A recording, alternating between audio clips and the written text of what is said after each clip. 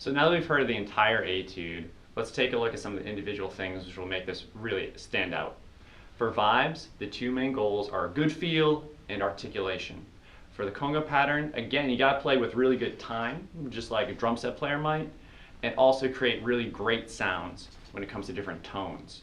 But before we can get any of that to happen, we need to make some decisions about how we're gonna set up. This is what I often call secret percussion choreography. We're gonna set ourselves up in a way and choreograph our movements so that they're the same every single time. In an audition, you need to focus on your routine.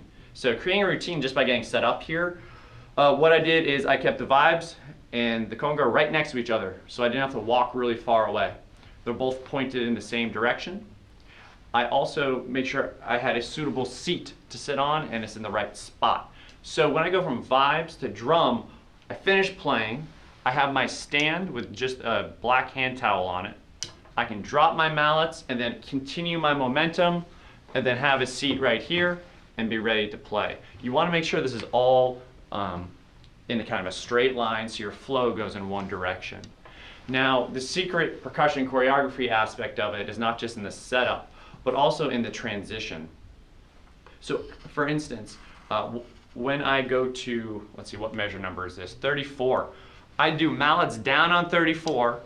I have 34 to walk, and then I want to sit on the downbeat of 35, if at all possible. So my mallets go down on the downbeat of 34, and I sit in my chair on the downbeat of 35. That way, it'll help me keep time. So this is some preliminary things to think about for setup. Now in our next segment, we're going to talk a bit about the articulation we can achieve on the vibes.